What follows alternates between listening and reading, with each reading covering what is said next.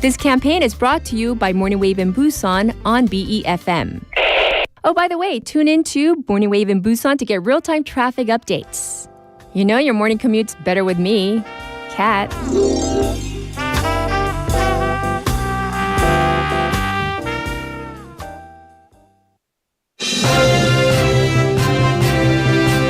Today we bring to you a report on what to do in case of heavy rain.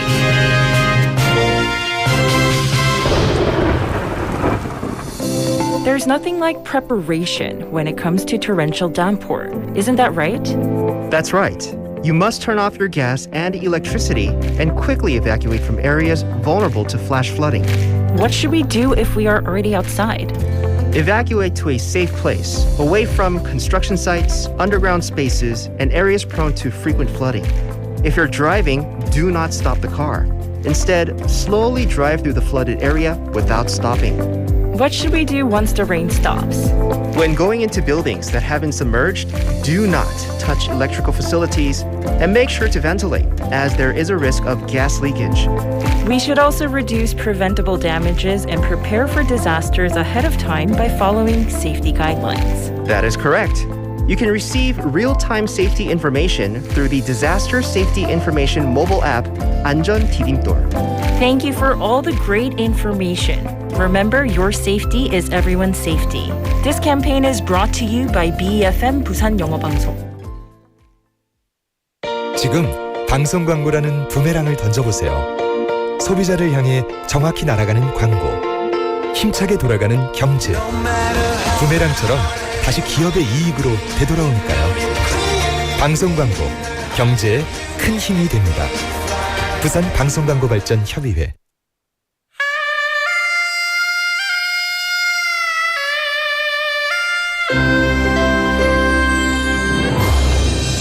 The time is now 7 o'clock.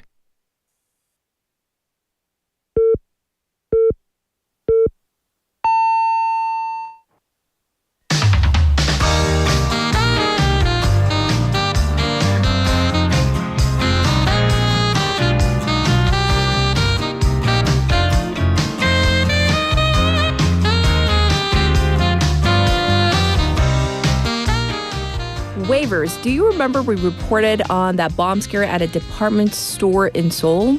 Well, it turns out that the alleged culprit who posted that online bomb threat was a middle school student in Jeju. So that threat resulted in 3,000 shoppers and 1,000 staff members having to be evacuated, suspending business operations for over 2 hours. The thing is, this middle schooler won't undergo criminal proceedings because he is what's known as a juvenile criminal. And whether these online posts are made out of curiosity or as a joke, it is definitely not a laughing matter. And we'll get more into this in hour number 2. I'm Katherine. This is Morning Wave in Busan on Thursday, August 7th on BEFM 부산 영어 방송.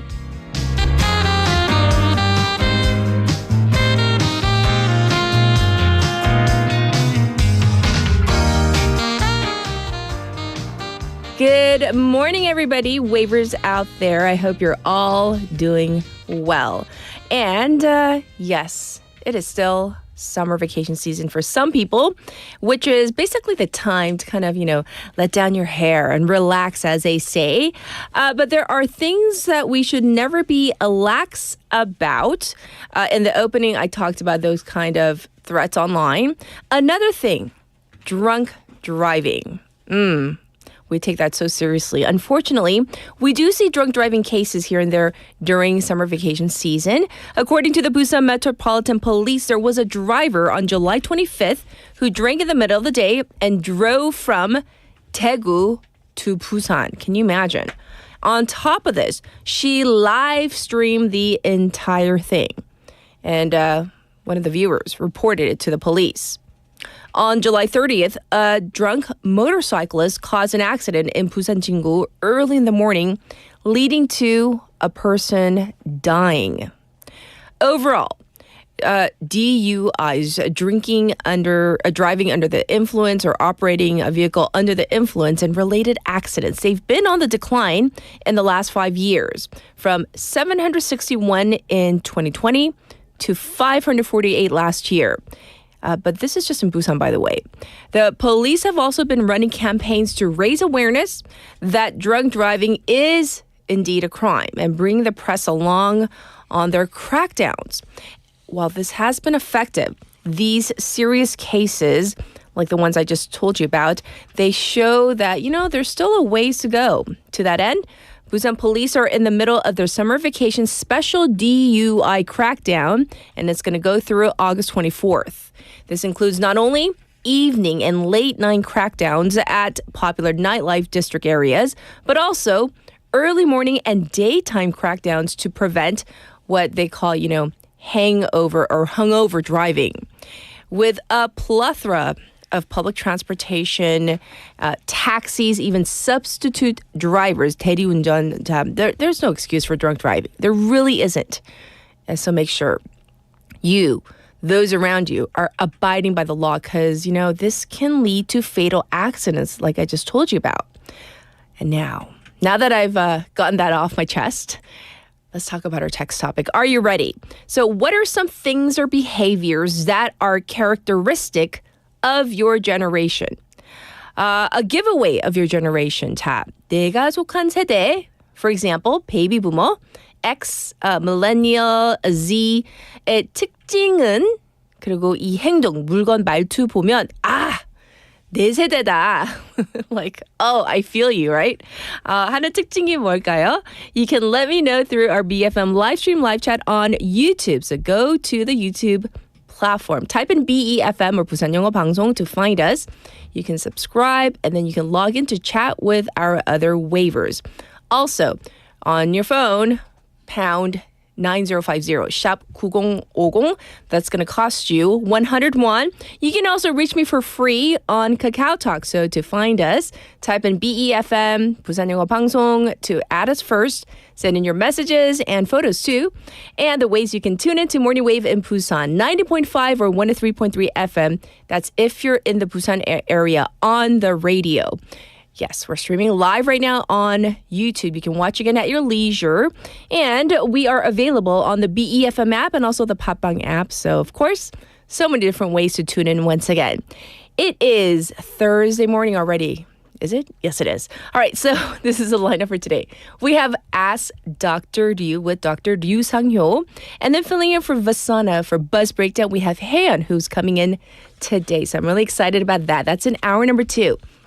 And then for a special interview, we're going to talk about the power of the 15-minute brisk walk. So what is brisk walk? So we're not just talking about leisurely stroll. And we're going to get into the details of this with our expert. But, that 15-minute brisk walk, how effective is this? I'm really curious because I've been really amping up my power walking lately. So let's find out together in hour number 2. I'll be back with news overview.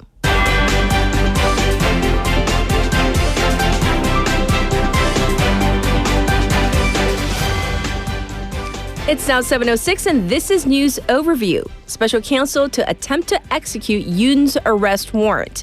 The special counsel investigating allegations involving the former First Lady will attempt to execute the arrest warrant for ex-President Yoon Suk-yeol today on the last day of the warrant.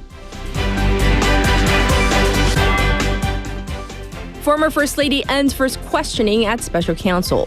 Ex-First Lady Kim Gun-hee underwent a 7-hour questioning by the Minjung-gi special counsel as a suspect. Kim apologized for causing public concern before she went for questioning yesterday morning.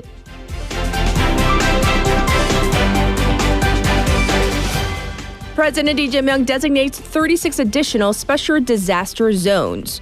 President Lee Jae-myung has declared 36 additional special disaster zones, including Asan in Chungnam Province, Bukgu District in Gwangju, and Pocheon in Gyeonggi, that have seen extensive damage from the heavy rain last month.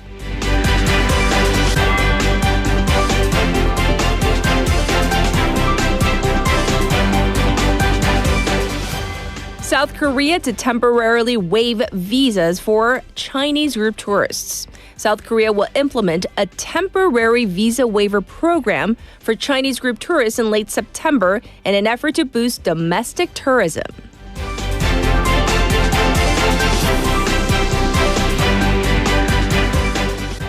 U.S. envoy meets with Putin as Trump hails great progress.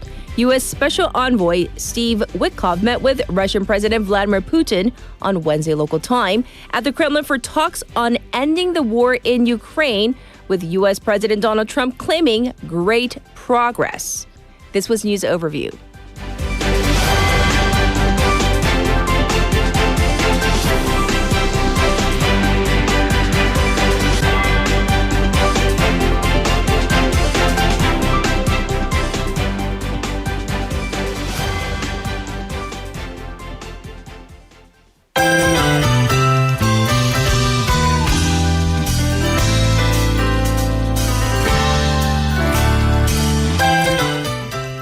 It's time for Now in Busan. We have Sejin in the studio. Let's say hi first. Good morning. Morning. How are you? I am great. Okay. How are you? I'm doing well too. Really? I am curious about your response to our text topic. So what do you think are some things or characteristics, something very indicative of your generation, Gen Z? I guess eating alone could represent our generation. Ah, yes. Yeah. So you go to the restaurant and then you find out the people just eating alone or taking a picture at a cafe. That could mean that they are in my generation. Really? Yeah. Well, the little birdie in our studio, aka 예지 PD님. 네네, 저도 서진 리포터랑 같은 세대로 공감합니다. 라고 하네요. 저도 가끔 혼밥 하는데. Yes. I see. No. I'll take That's true, though. I usually feel uncomfortable because I'm not obviously of Gen Z, even though you might think I am, of Gen Z. So I do feel uncomfortable eating on my own. I always call my sister. I'm like, 일로 와. 혼자 먹기 싫어. And even if she had lunch, I force her to like sit there. I see. Such a bad sister. Got a question. Yes. So you go to the Western restaurant and can you eat alone or not? I can. You can? Yeah, I can. Can you? In theory, yes. In reality, Oh, that's so cute. yes. Yeah. So that is, I guess, very indicative. 세대 차이 느끼네요. 자, let's get into our first local bit of news. There was a huge drug bust in Busan recently, correct? Yeah, back in May, customs found a huge amount of cocaine on a container ship from the South America. Yes. But authorities have confirmed that's not linked to Korea. Okay, so take us through what happened. On May 10, they found 600 kilograms of cocaine inside the empty container on a ship called A, a 95,000-ton vessel that had docked at Busan New Port. It's the biggest drug seizure ever at Busan Port, enough for 20 million doses, worth around 300 billion won. Wow, so this is a huge haul. How did they find out about this? It all started with a tip-off from the U.S. Drug Enforcement Administration, or DEA. They flagged a suspicious container, but when Busan Main Customs checked, they found that it wasn't on the ship they expected. It had ended up on a different one. And that ship wasn't even supposed to unload the container here, right? No, it's a regular route ship between China and South America. And the container was never scheduled to be offloaded in Busan. Yes. So how did Busan Customs find this? They ran a scan using a special X-ray vehicle and spotted something unusual. The scan showed something suspicious, so they opened it up and found 12 waterproof wrapped bundles, each with 51 kilograms white bricks, no GPS or tracking devices, just bricks. Okay. And within 8 hours, the lab confirmed it was cocaine. Ooh, well, what about the suspects? Have any arrests been made? No, they questioned all 27 crew members, including the captain, and even checked their phones, but found nothing suspicious. Yes. Also, the ship's structure doesn't allow the crew to access the container area. I see. Prosecutor worked with forensic experts to collect 137 fingerprints from the packaging or inside the container, and none of those matched anyone in Korea. I see. So what's the final verdict on this then? The prosecution concluded that cocaine had been loaded in South America and was meant to be collected in a third country, but somehow ended up in Busan. The case is now officially closed, and all the info has been handed over to DEA and other global agencies. Can I assume that the cocaine will be destroyed? It will be swiftly disposed of according to procedure. Okay. But officials did warn this kind of smuggling via South American trade routes is happening more often. So Korea is stepping up its global cooperation. Yes, we need to because we definitely don't want that on our shores, right? All right, next. It sounds like Busan just added some new treasures to its official cultural heritage list, right? Yeah, on August 6th, so yesterday, Busan City added 4 new entries to its official heritage list. 3 items were designated as tangible cultural heritage and 1 as a heritage material. Oh. The tangible one includes the Hamgyong province coast map, stone Buddha statue of Cheongyeongnam heritage at Bamasa Temple, and a Buddhist scripture with quite a long and a mouthful title, 대불정열의 밀인수증 요의제 보살 만행 수능 엄경. It's also known as 능엄경, so we'll just stick with that name here. Oh, thank goodness, because I can't repeat that one. And the heritage material is a painting called 조왕도 from Mahasa Temple. Well, I want to begin with the map. What makes it so special? The Hamgyong province coast map is a folding map album from the 1870s. It spans 35 panels showing the eastern coastline of Hamgyong province. Yes. It's got a detailed, systematic record of coastal villages and their layout. And that includes lifestyle similar to what you'd find in coastal Busan at the time. So interesting. So it could be quite helpful for researchers here in Busan, right? Yeah, since it reflects geographic and lifestyle features similar to Busan, it's gonna support future studies on Busan fishing communities. And now let's talk about the statue from Pomosa. It's from the late Joseon dynasty, and it stands out for its expressive face and really balanced proportions. Okay, but what about that very long name?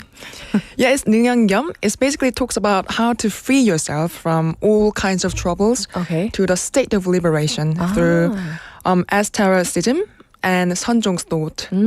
Okay. And now the painting. 조왕도 is a painting of 조왕신, a household deity set to protect the kitchen. It was painted in 1920 by Buddhist monk artist named Wanho, who was a pretty big figure in the Busan Gyeongnam art scene. Okay. And that gives it great academic value in the study of modern Buddhist temple art.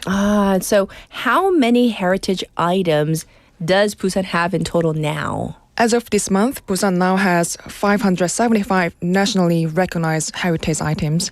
That's 10 more than last year. Oh, really? So that's definitely good. And I can't wait to see these items. I'm sure some of you have already. For a next item, though, let's talk about this. I hear there was a serious incident involving a foreign diplomat here in Busan. Yes, an Honduran diplomat in Korea who was being investigated in Busan for assault and sexual misconduct has left Korea after invoking diplomatic immunity. I do remember hearing about the story, of course. So he left, no charges pressed. Haeundae police station in Busan said they'll be closing the case with no right of prosecution. Since he has diplomatic immunity, they simply cannot take any investigation any further. So let's talk about what happened, allegedly. It happened on 19th June on a Busan Metro Line 2 train. The diplomat reportedly groped a Korean man and ended up assaulting him after the argument. Oh no, so was he here on official business? He was in Busan for a work trip, and apparently he was heavily intoxicated at the time. Well, didn't Honduras say that the country would waive his immunity? That's what I remember hearing. In July, Honduras Foreign Ministry said that they've waived his immunity and allow him to face justice in Korea. Right. But in reality, the police only received an official notice asserting his diplomatic immunity. Oh, so in the end, he just kind of walked away?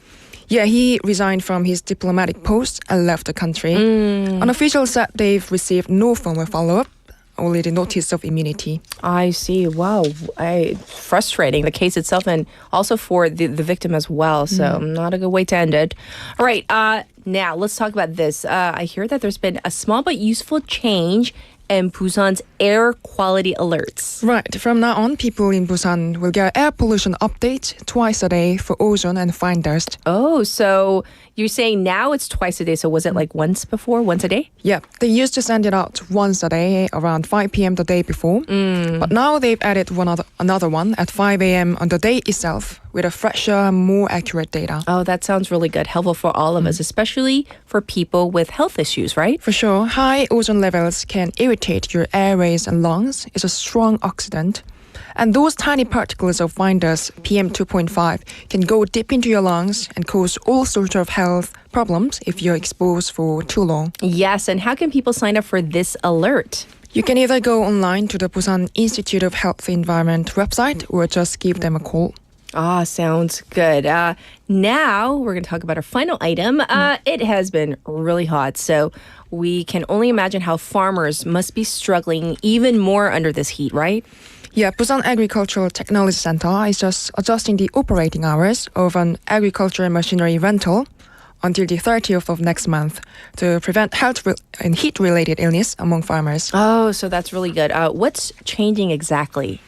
Well, farmers used to pick up machines like tractors in the morning and return them in the evening. Okay. But now they can rent them an afternoon before and return them the next day. Ah, so in theory, they could, I guess, start work early in the morning? You got it. They can get to work early in the morning before the sun becomes unbearable. Right. The center reckons this will cut down on afternoon work and reduce the risk of heat-related health issues. Ah, good news. So how can farmers apply for this service? For the rental, please refer to the center's website, busan.amlend.kr, or call the Agriculture Technology Center. All right, but this minor difference could make a huge difference. So Thanks for reporting on this, plus all the local news. We'll check in with you tomorrow. Thank you, Sajin. Thank you so much. I'll be back with your traffic and weather. Good morning. Good morning. 굿모닝입니다. Good morning. 좋은 아침입니다. Morning wave in Busan. Morning wave in Busan. Morning wave in Busan.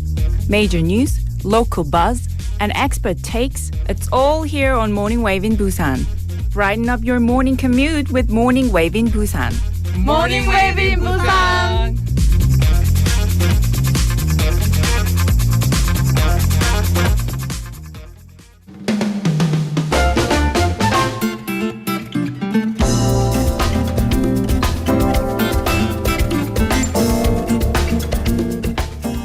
Let's see how your commute is shaping up to be. First up, the Gwangan Bridge congested on that top portion going toward the Daeyeon overpass. Also on the Dongso overpass, it looks busy from Bumnukgo ramp to the old Kaegum tollgate. And likewise, Lino Samsungdaero looks slow from Myeongji underpass to Shinho Bridge. Currently, it's 28 degrees Celsius under sunny skies. It's going to go up to, are you ready? 34 degrees Celsius. It's going to be very hot despite today being Ipchu, one of the 24 solar cycles marking the beginning of the shift to fall. A heat wave impact report, 폭염 영향 예보, and a heat wave special report, 폭염 특보, are in effect.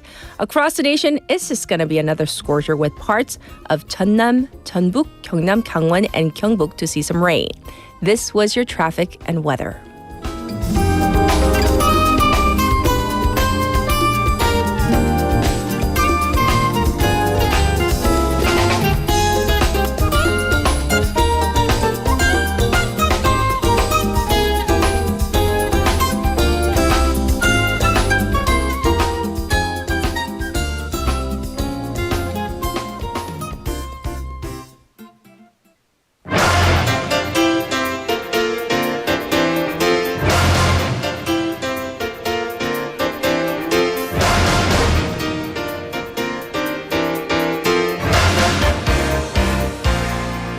It's time for top stories. We have Haley here.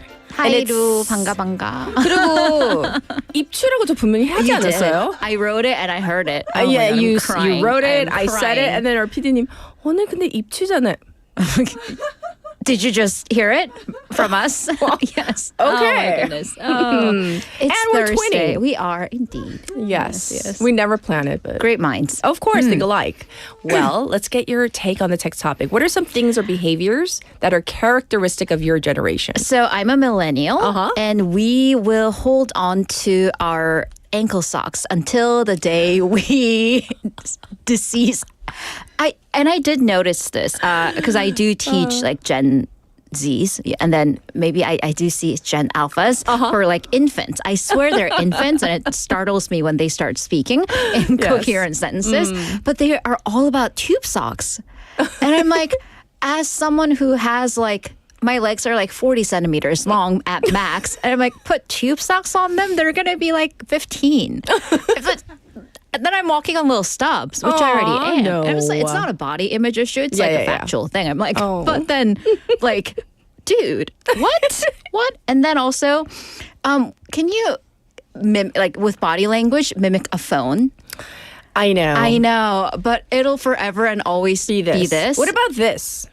Oh, the hair rolls? The hair rolls that are like in people's hair in public. It depends. Exactly. Like, seriously? Yeah. I had it on before. Right. She always takes it off. But yeah, I know. That's like on public transportation, right? I'm just like looking at them like... And I think the equivalence to 물결 in Korean is like LOL. For millennials, LOL or the laugh cry emoji, which is the most frequently used emoji for me. So I am, without a doubt, a millennial. LMAO. Yes. All right. Let's jump into our first top story. We're going to talk about former First Lady Kim Gun-hee and her investigation. Right. So this was yesterday. Former First Lady Kim Gun-hee responded to the special counsel summons. She and her attorneys arrived at the special counsel office building 11 minutes past 10 o'clock yesterday. And she did a short walk 30 minutes from her car to the entrance of the building where she did stand in front of the prosecution's photo line in front of the press. Yes. She here apologized for the people, saying that she is sorry that her quote, as a nobody, 아무것도 아닌 사람, caused concerns to the public. And this is the first time in constitutional history that a first lady, either current or former, has made a public appearance at the prosecution. Yes. So she was questioned for a little under 7.5 hours, and she and her attorney spent a few hours over reviewing the prosecution's transcript and a record of her statements, and left the building a little before 9 p.m. Yes. So do we know what she was questioned on? Right. So a series of allegations. The investigation is looking into 16 different allegations. But yesterday, questions included, they started with the Deutsche Motor stock manipulation case, including the prosecution presenting to her a record of her allegedly being aware of the scheme. Yes. And then the special counsel moved on to the Myeongtae-gun election meddling case, and then the alleged bribery from the shaman Konjin Popsa. Kim is said to have answered pretty much all the questions, but she refuted the allegations. The special counsel also asked her about the designer, the Van Cleef necklace that she wore on a diplomatic trip earlier in the Yoon administration, which she claimed was fake because if that were to be real, it would need to have been disclosed in the asset disclosure for public officials. Yes. So the special counsel will use the information in the statements they got yesterday to figure out its next move, which could include a next summons. Yes, indeed. So that's what happened yesterday. Up next, let's talk about this. The government is cracking down on industrial accidents, and POSCO-ENC has been under scrutiny. It has not been a good week or month for POSCO-ENC. So the latest case includes a migrant worker who was electrocuted and fell into a state of cardiac arrest at an expressway construction by POSCO-ENC. That was earlier this week. Yes. But the problem is this happened just a week after a fatal accident at another expressway construction site. 4 workers have died this year alone from POSCO-ENC work sites, and then add one more to that from POSCO's Gwangyang steel plant. So upon this, president of the company, POSCO-ENC, Tong Hee-min, resigned the day after the latest accident, taking responsibility for the repeated cases. He apologized for the accident and said that the company takes this very seriously, not just a simple failure in safety adherence, but also a stern warning for fundamental reforms. The company further said yesterday that it has entered a state of emergency management mode and has tentatively stopped taking on new infrastructural projects. It stated at this point there would be no point in them taking on or expanding their projects and businesses unless it can secure and fix the safety issues and earn back the public trust. Yes. And then POSCO Group, which is the parent company of POSCO-ENC, it's also sent emails to upper management and executives recommending that they suspend the alternative 4-day work week to impose stricter discipline into the company. I see. Well, the president of South Korea also made remarks regarding POSCO-ENC, right? Right, which sends signals that what what they've done so far might not be enough, and the government is taking this very seriously. Okay. So President Lee Jae-myung yesterday ordered for the government and the relevant agencies to thoroughly check if the company abided by the safety manual and whether this was a preventable accident. He also directed officials to look for and report to him all available legal measures, which would range from the most serious, canceling the company's construction license and banning them from taking on or bidding for public projects. So upon this, the Land, Labor, and Finance ministries have begun looking into the possibility of these actions, especially on the cancellation of the company's construction license, which, by the way, that is directly put on by the local jurisdiction, local governments that are in jurisdiction, in this case, Gyeongbuk province in this case. But the ministries can make recommendations to the local governments to do this. I see. So why this is such a big deal is because this is the highest possible disciplinary action that could be taken against a construction company under the current law. By the way, the only time that this has ever been doled out was back in 1994 after the collapse of the Seongsu Bridge. So that is how serious of an action it is. So fair to say the entire industry, not only POSCO, is very carefully and tensely watching the situation. Right, and rightfully so, because this is safety and lives we're talking about. All right, for our next story, we're going to look at the side of an aging society, the cost of medical care. Right. So according to the Ministry of Health and Welfare data, there's been a 40% increase in medical treatment costs for seniors who are 65 years or older. And that has exceeded 50 trillion won for the first time last year. So this accounts for almost half of the medical costs for the entire population. So last year, medical costs for seniors came to 52.1 trillion won.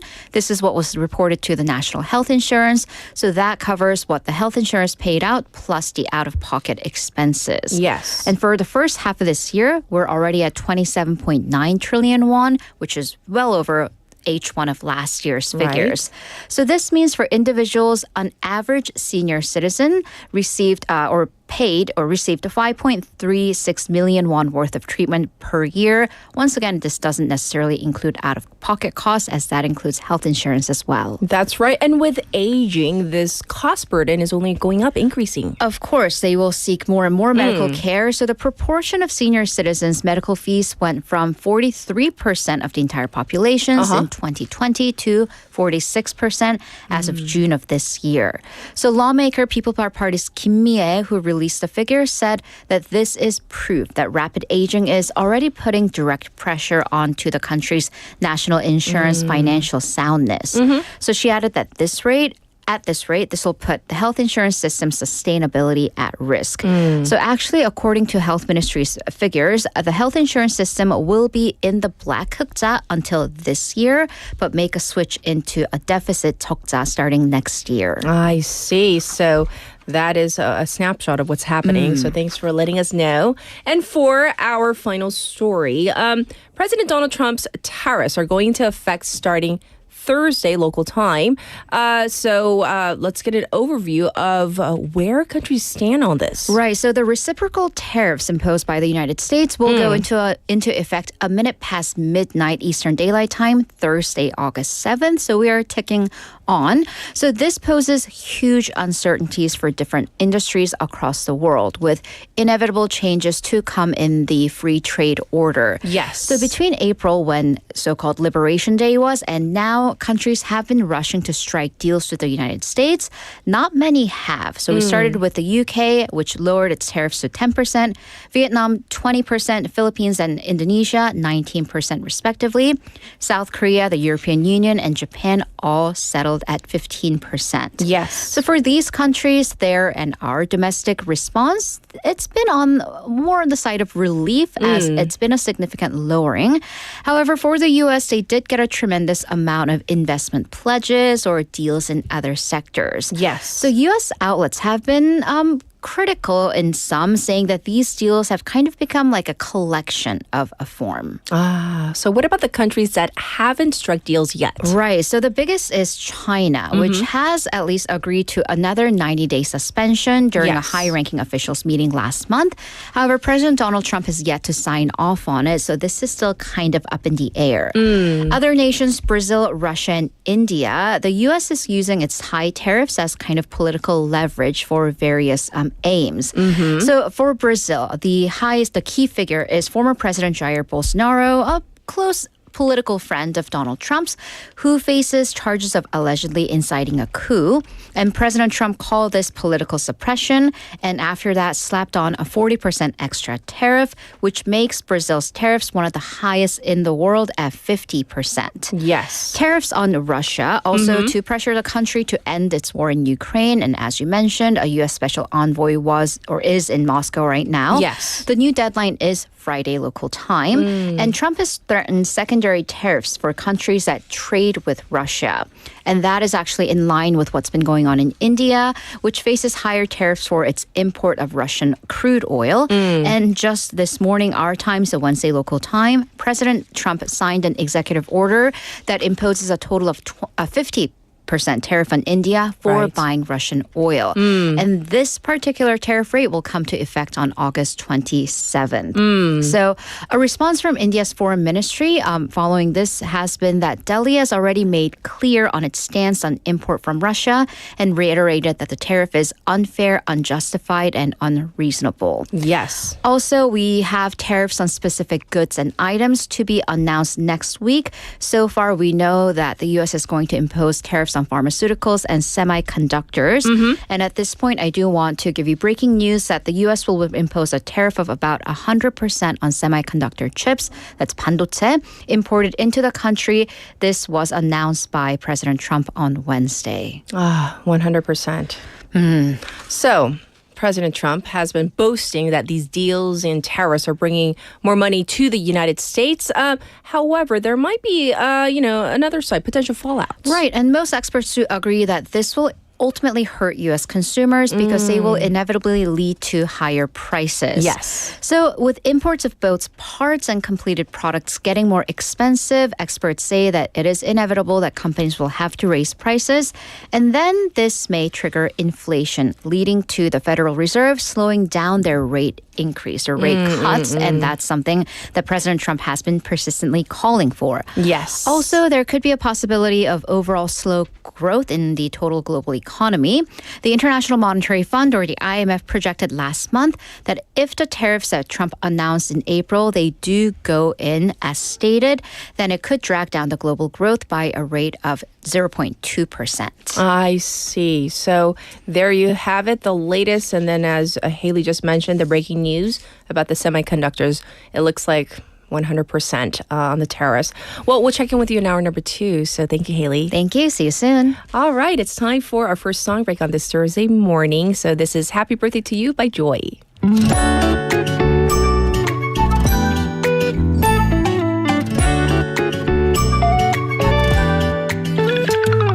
이슬비가 내리는 오늘은 사랑하는 그대의 생일날 온종일 난 그대를 생각하면서 무엇을 할까 고민했죠. 난 가끔 책방에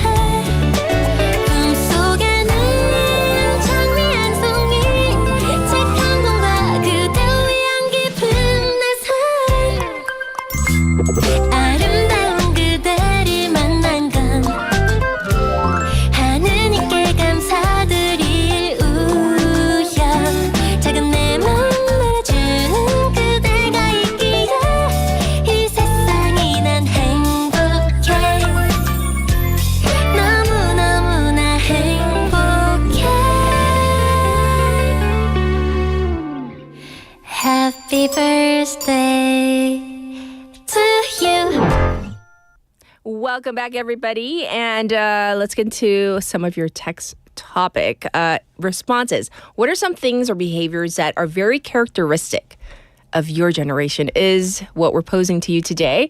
Some of your responses, Benny says, I guess behavior-wise, maybe, he says, racism, bullying, and also for the positive side, it would be the generation, like Ice Americano, the shortened form, right? So that's what Benny says. What about 태진, who says, 가게 키오스크 앞에서 헤매던지 오랫동안 만지작거리는 분 보면 우리 세대 혹은 나보다 더 오래됐구나 느낍니다. That's so true. In the beginning, when kiosks became a thing, the first time I went, I was kind of frozen.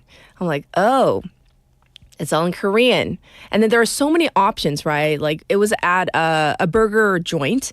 And then they're like, do you want to upgrade the size or what, kind of side do you want for your combination or 세트 menu 할 때요. And then it took me forever. And then behind me, I heard a 한숨. So I said, 먼저 하세요, go first, because it was taking me forever. And then finally, I got the hang of it. So I do feel you about the whole kiosk situation. I'll read more of your messages in just a little bit, but let's get to Dr. Liu.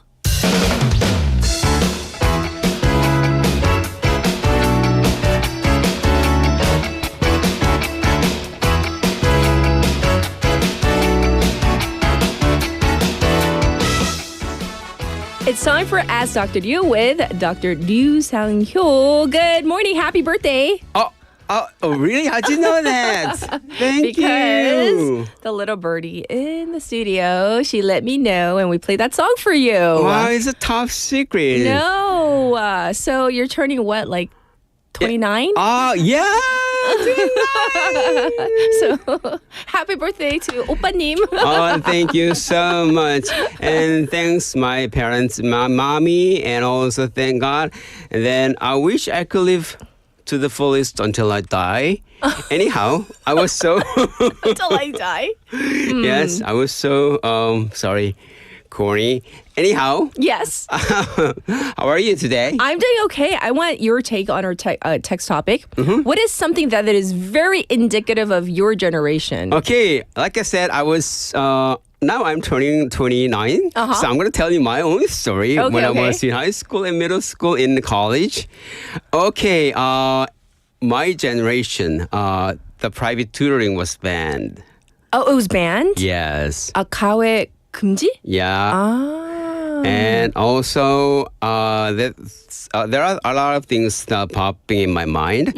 After school, on my way home, there were a lot of street vendors, especially tteokbokki vendors and some other street food vendors. Street food vendors, and also some other stalls selling 그 학용품들 파는 것도 있었고요. 학용품도요? Yeah, that's right. School supplies. Yeah. Also, I after school I go to 만화방 with my friends, and also video game room. Yes. Yeah, that's what I did. So it wasn't just about studying for you. Not really. Not really. Study has nothing to do with. It was nothing to do with me. No wonder I failed the college entrance exam 5 times.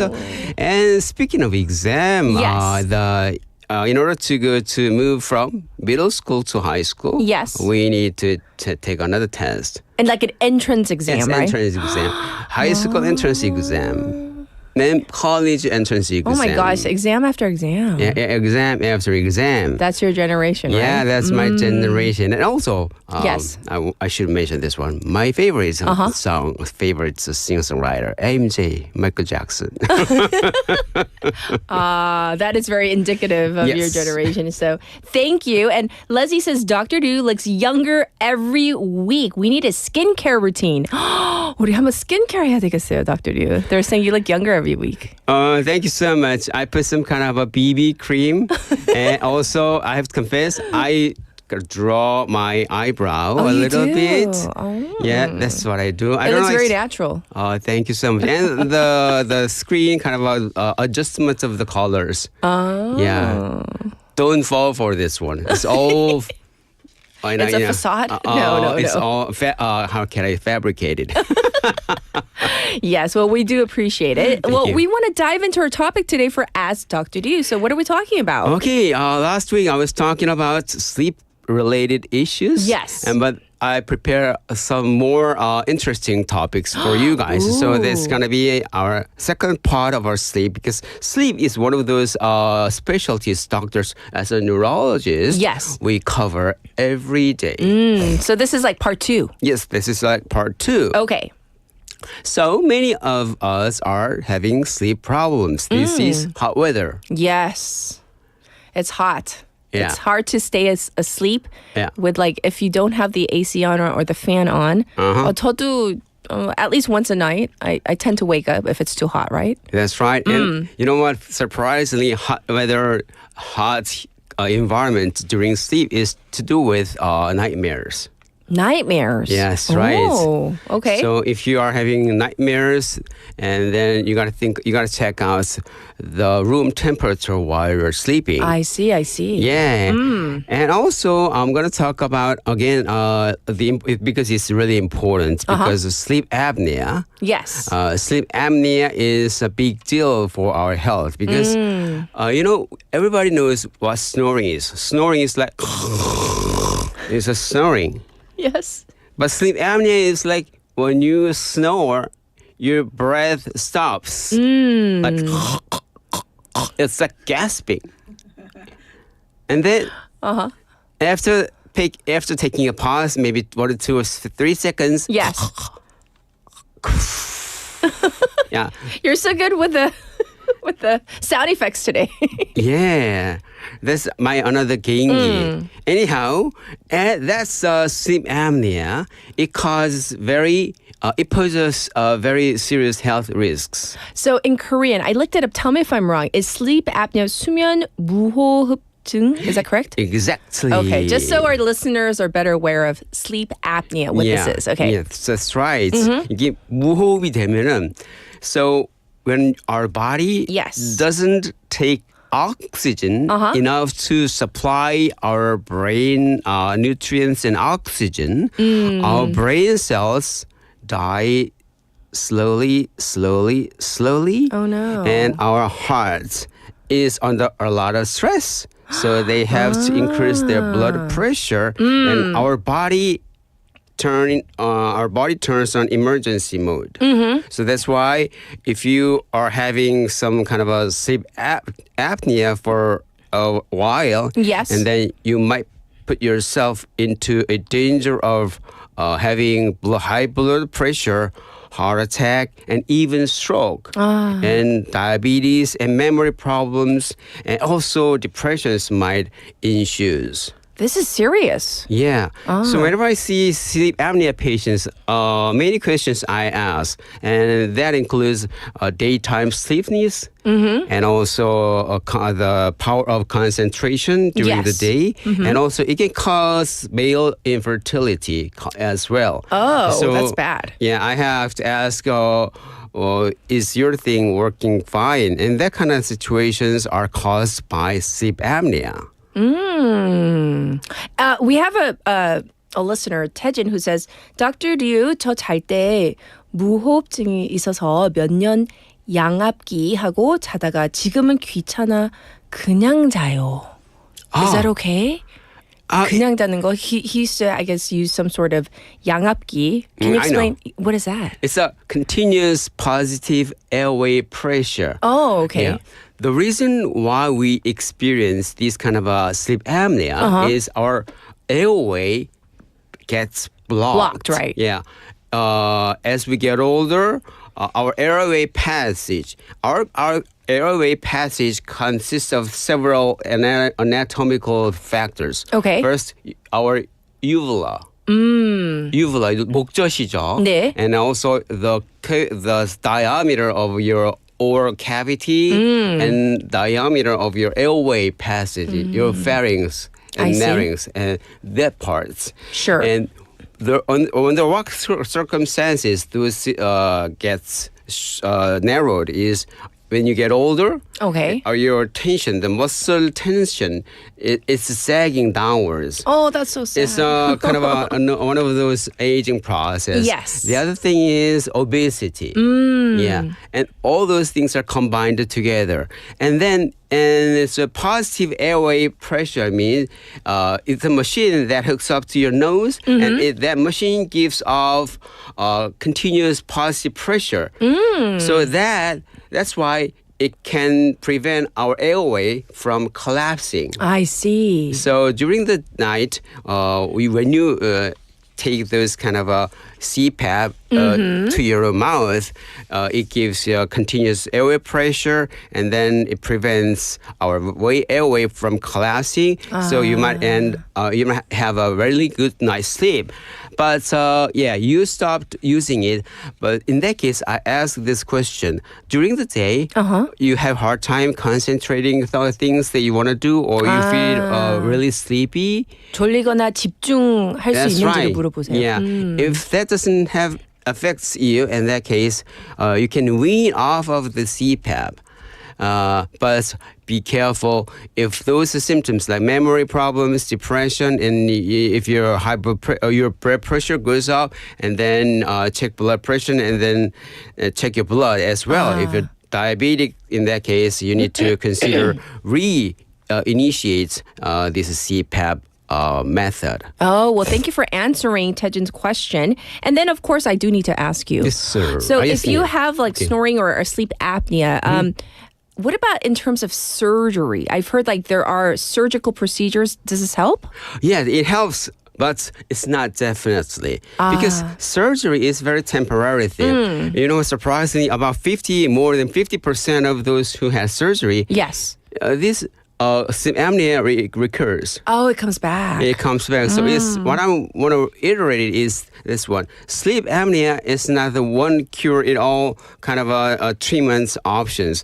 It's a lifelong strategy. You have to maintain your body in a good shape and then exercise a lot to not try not to be obese. Yes. And also try to avoid booze, especially when you drink alcohol. Alcohol. Your skins and your muscles gets really relaxed, and then it blocks your airway. Okay. So maintaining a really nice, good, healthy lifestyle is the paramount when it comes to maintain, getting rid of or stay healthy sleeping. Yes. So, can we go through some of like the myths? Yes. Because I love how you kind of bust all the myths out there, right? Yes. Here's the thing. There are many myths. But I'm going to pick out some important stuff. Exercise before bed ruins your sleep. Is it true or not? I don't know. Does it? 피디님 says yes. Yeah, it can be yes and no because some people some people who exercise at night and go to bed really well.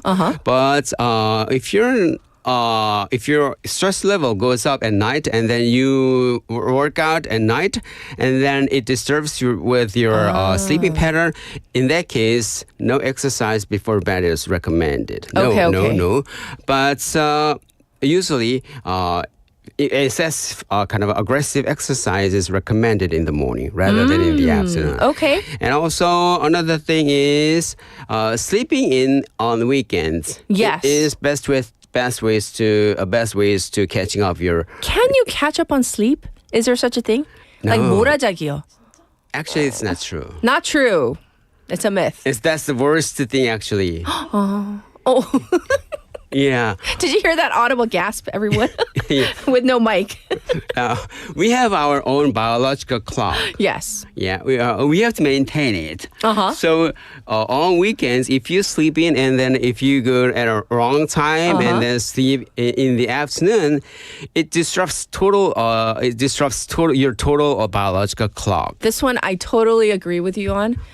Saturday, Sunday, my eyes fly open 4:30 a.m. But I'm okay. Yeah, everybody assume like, oh, you don't get enough sleep, and I'm like, no, but I feel okay. Yeah. Yes. So that's why, if you sleep in on weekends, think of a Monday. That's the aftermath of that sleeping in tragedy kicks in. Oh, so now we have to wrap up already. So we need your wisdom because you have grown older by 1 year. You're now 29. So what words of wisdom do you want to part on? Okay. Make it steady, and consistency is the rule of thumb when it comes to maintaining your healthy lifestyle and also maintaining your future. Yes. That's the thing. Mm-hmm. So consistency matters. So keep at it. Yes. And sometimes you really need to get some really good sleep. Try not to sleep in. Okay. Rather, I want to go to bed early. Okay. So that the waking up time is the most important thing. Be consistent. Yeah, be consistent. Well, thank you for part 2 of this because, I mean, this is of concern to everybody out there. So we look forward to next week. And once again, happy birthday. Oh, thank you. Thank you so much. All right. So we're going to get to this song to take us out for hour number 1. This is a song request from Benny, Day by Day by As One. I'll be back at 8. Promise me that you would love me and that we'd be one forever. Nothing compares to the love that you and I share. Just be careful with my heart, and I'll love you always.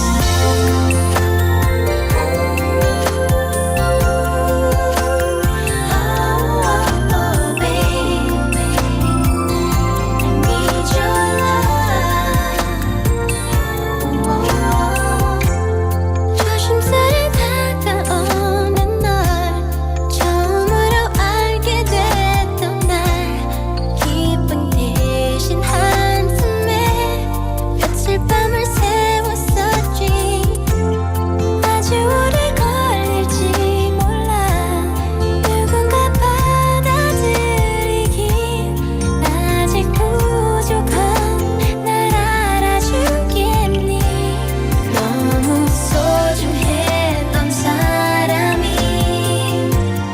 떠나버린 후로 사랑할 수 없다고 난 믿어왔는데 나의 상처까지도 안아주는 널 위해 매일 조금씩 보여줄게 내일 조금 더 진해질 거야 지금 내 모습 이대로는 너를 사랑하긴 모자라 나의 마음 모든 너에게 내어줄 수 있도록 준비하는 날 기다려줄게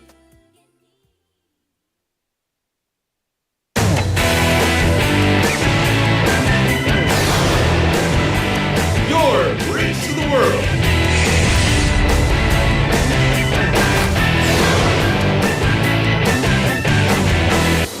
BEFM 부산 영어방송. 기업체 사장님들 아직도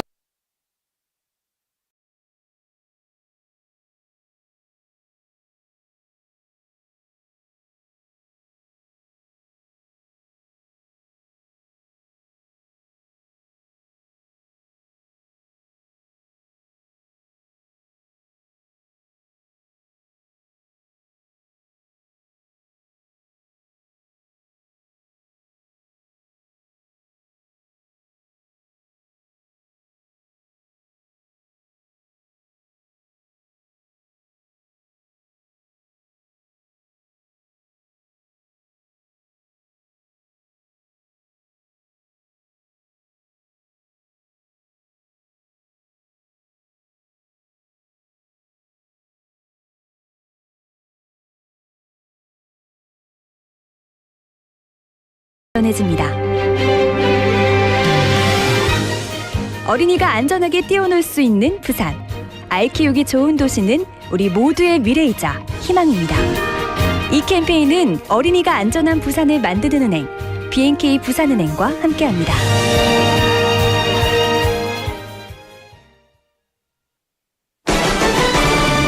It's time for the Water Activities Safety Quiz Show with me, Mike. And me, Jessie. Now here is the question. On safely enjoying water activities, listen carefully and guess the right answer. Okay. From the following water safety measures, guess which one is correct. Number 1, always warm up before swimming or going in the water. Number 2, enter the water slowly and wear a life jacket. Number 3, never go beyond the designated swimming area. Number 4, call 119 or a lifeguard on duty if you witness drowning. 뭐지? 1번도 맞고 2번도 맞는 것 같은데. Time is running out. The answer is all of the above. That is correct. All of these options are important in order to safely enjoy water activities. If you keep them in mind, you're bound to have a great and safe summer. Stay with BEFM this summer for a responsible beach season. Welcome to Busan. Let me show you around. Here you can find the world's largest musical in-ground fountain and the world's only UN memorial cemetery. Stroll along the coast and explore the largest mountain fortress in Korea. As well as all this, there are so many tourist attractions, beautiful exhibitions, vibrant culture, convenient facilities, and delicious foods unique to Busan. With all the beauty and charm of the amazing city of Busan, you'll find yourself right at home in this ever-changing tourism paradise. So stay with us a while. Busan, your #1 tourist destination. Your home, away from home. This campaign is brought to you by BEFM, Busan 영어방송.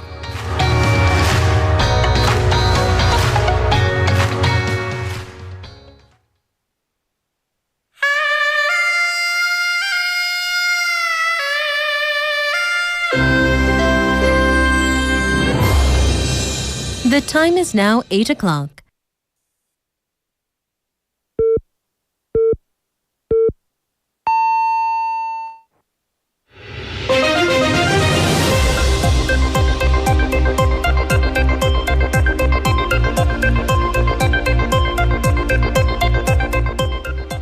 It's now 8 o'clock. This is hour number 2 of Morning Wave in Busan. This is Spotlight News.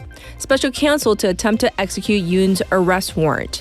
The special counsel investigating allegations involving the former First Lady will attempt to execute the arrest warrant for ex-President Yoon Suk-yeol today on the last day of the warrant.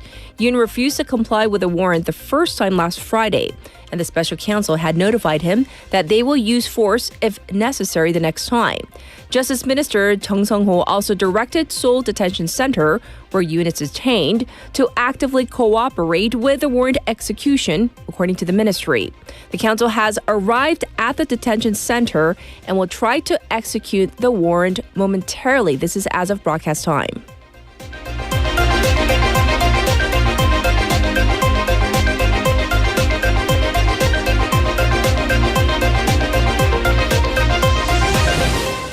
Former First Lady ends first questioning at special counsel. Ex-First Lady Kim Gun-hee underwent a 7-hour questioning by the Minjung-gi special counsel as a suspect yesterday.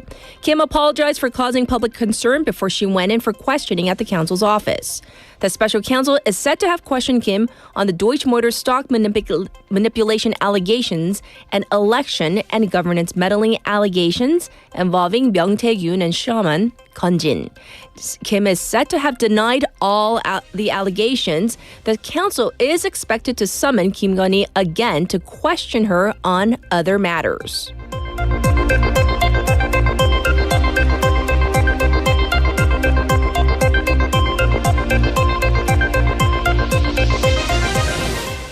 President Lee Jae-myung designates 36 additional special disaster zones.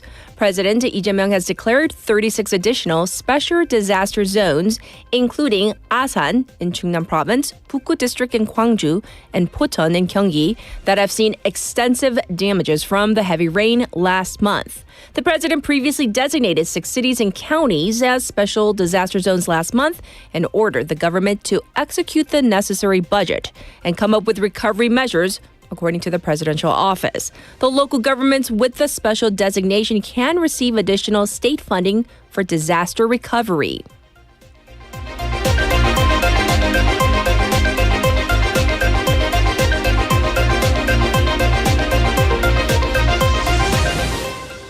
South Korea to temporarily waive visas for Chinese group tourists. South Korea will implement a temporary visa waiver program for Chinese group tourists in late September in an effort to boost domestic tourism.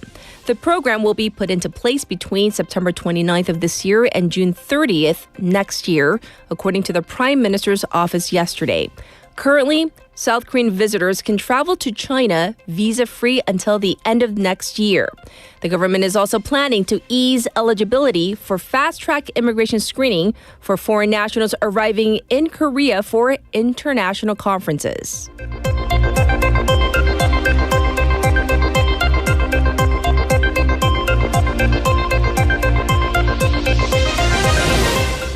U.S. envoy meets with Putin as Trump hails great progress. U.S. Special Envoy Steve Witkoff met with Russian President Vladimir Putin on Wednesday local time at the Kremlin for talks on ending the war in Ukraine, with U.S. President Donald Trump claiming great progress. The talks come 2 days before a deadline set by President Trump to reach a peace deal in the war or face new sanctions. Trump also spoke to Ukrainian President Volodymyr Zelensky on the phone with European leaders and discussed the meeting in Moscow. Zelensky called for a long-lasting and reliable peace. And this was Spotlight News.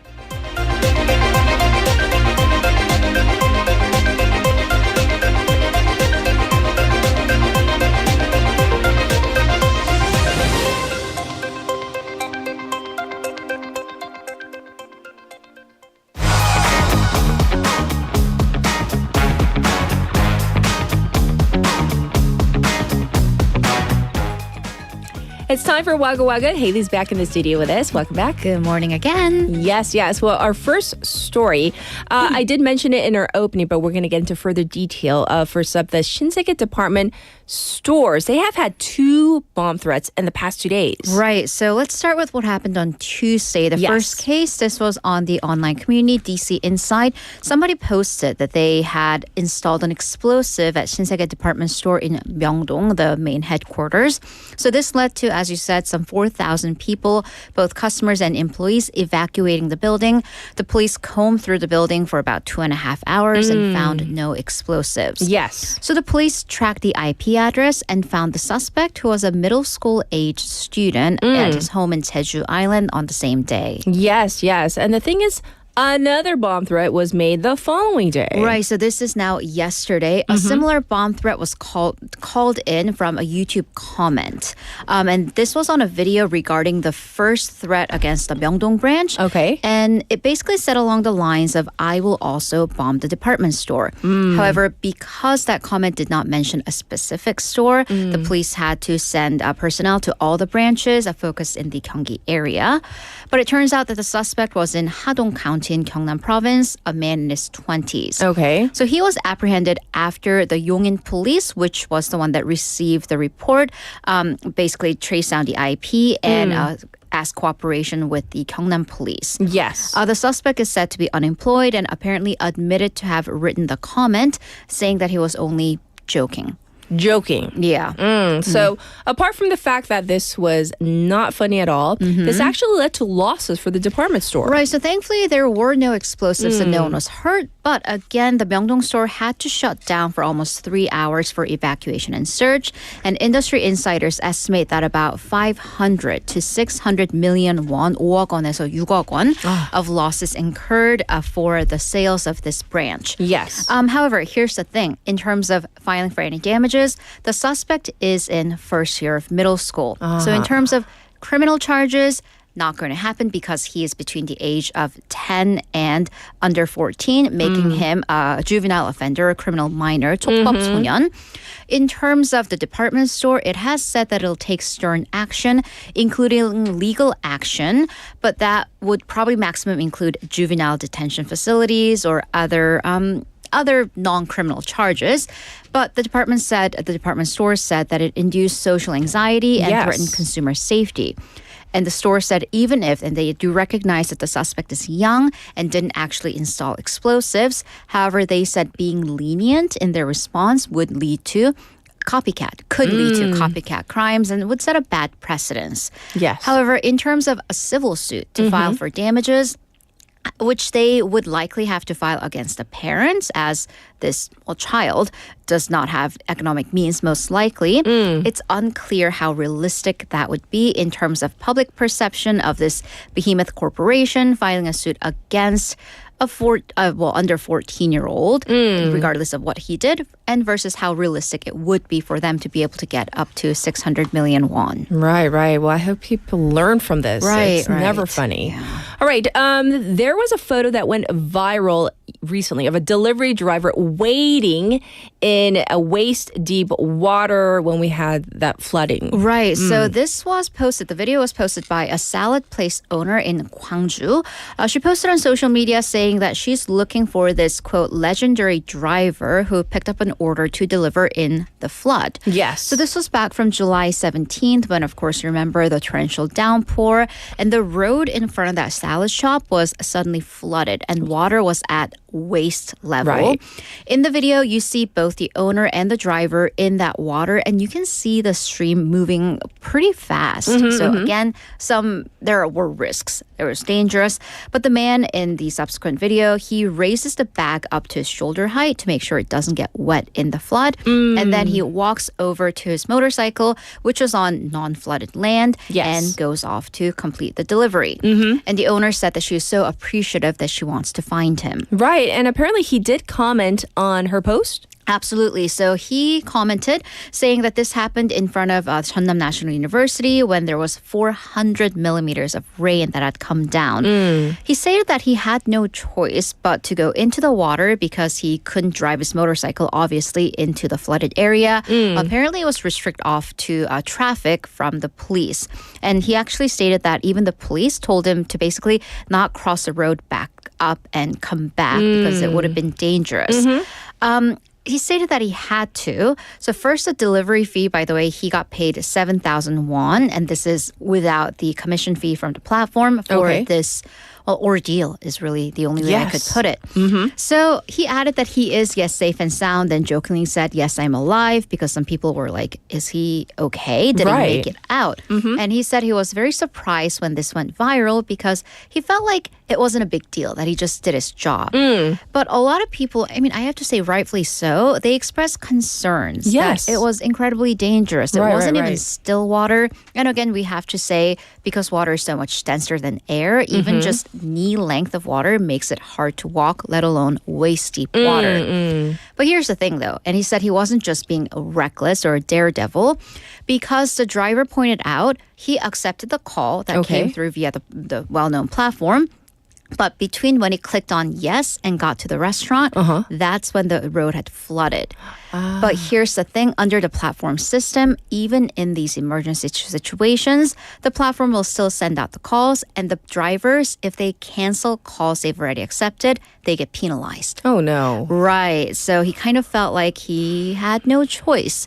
So he actually asked people, to look beyond this, to look behind this at the realities of writers who work in these conditions and systems, knowing that, yes, we the writers full well know better than anyone that this is dangerous and it's not worth their lives, but to also think about why they still have to click yes. Yeah, definitely get it. And I'm sure many of you saw the photos and the footage. So, all right.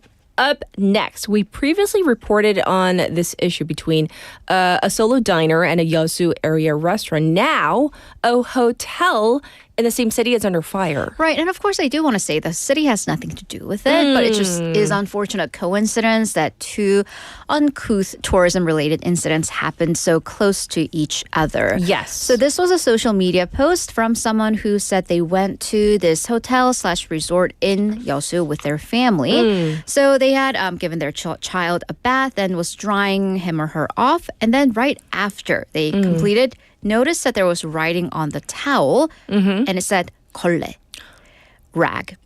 No. So like mop or rag. So yeah. And by the way, this resort costs about 400,000 won, a little under. Anyways, 400,000 won per night. It's like $400, $350.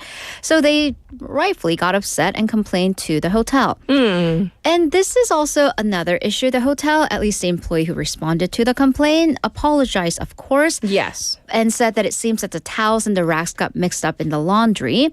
However, apparently, according to the original poster, didn't take follow-up measures to bring them new towels. Really? Which, again, this is a fancy hotel. So the writer said, fortunately, I had my personal towels, presumably from the swimming pool or the beach. So I just used that to wrap up. So it was only after the story went viral that hotel, as an institution, contacted the customer, promised to change and update their service and sanitation system. Okay. The customer did say that, yes, I did receive a quick response from the hotel after this started spreading. And the hotel also posted an apology and follow-up measures online. Yeosu City also got wind of it, and they said they contacted the hotel, recommended that they come up with prevention measures, and also stated that they will strengthen the lodging and restaurant businesses' sanitation and overall service quality. Yes, and I would be upset. Yeah. Unfortunate. And things can happen. Mistakes dirty happen. glasses, Yes. but it's how you respond to it that really speaks volumes about one's customer service. Yes. All right.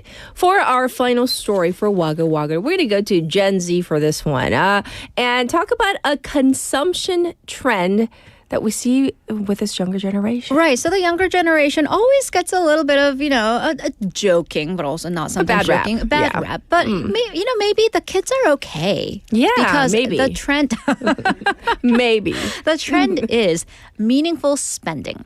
Or at least them refusing to spend their money on corporations that basically has actions against their values. So value-based spending. Okay. And this is according to a survey by the Korea Chamber of Commerce and Industry amongst 350 people between the ages of 17 and 28. So Gen Z's on ESG, economically sustainable governance, business practices, and consumption trends, which show that Gen Zs are very proactive in letting their spending speak about their values.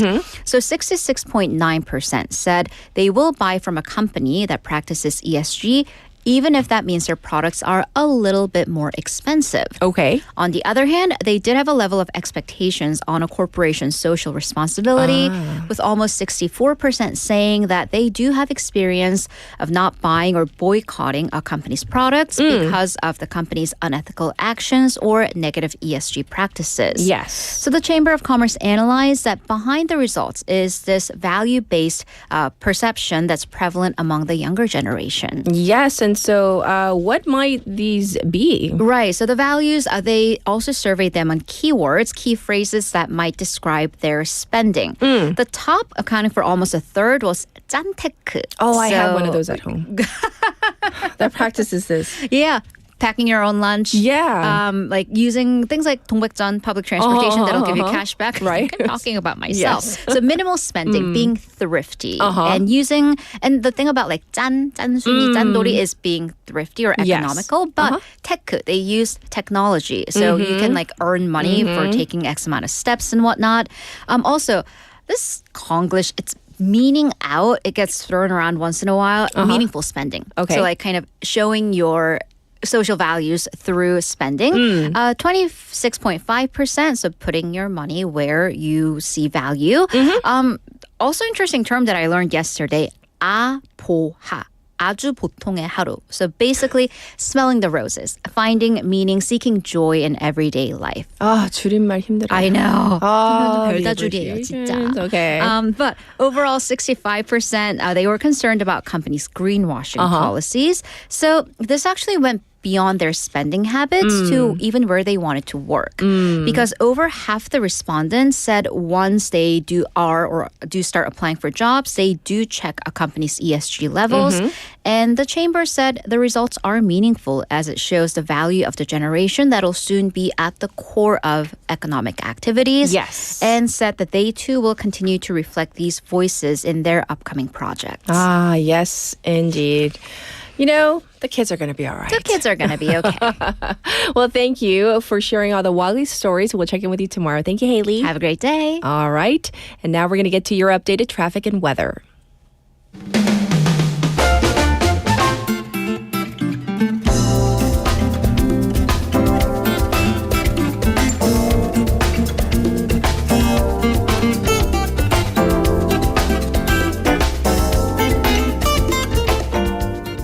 It's time for your traffic report right now. Taking a look at the roads. Mandok-daedo right now looks congested from the Mandok intersection to Mandok Cathedral. And Chungnyeol-daedo as well. There's traffic from Minam to Daesung intersection. And it's slow from Hwangryong Tunnel to the Dongso overpass Hwangryong ramp right now. And looking slow also on Chungjang-daedo from pier number 4 to pier number 3. Currently, it's already 29 degrees Celsius under sunny skies. It's going to go up to 34 degrees. It's going to be very hot despite today being Ipchu, one of the 24 solar cycles, marking the beginning of the shift to fall, at least in theory. A heat wave impact forecast, 폭염 영향 예보, and a heat wave special report, 폭염 특보, are in effect. Across the nation, it's going to be generally hot, with parts of Jeonnam, Jeonbuk, Gyeongnam, Gangwon, and Gyeongbuk to see rain. This was your traffic and weather.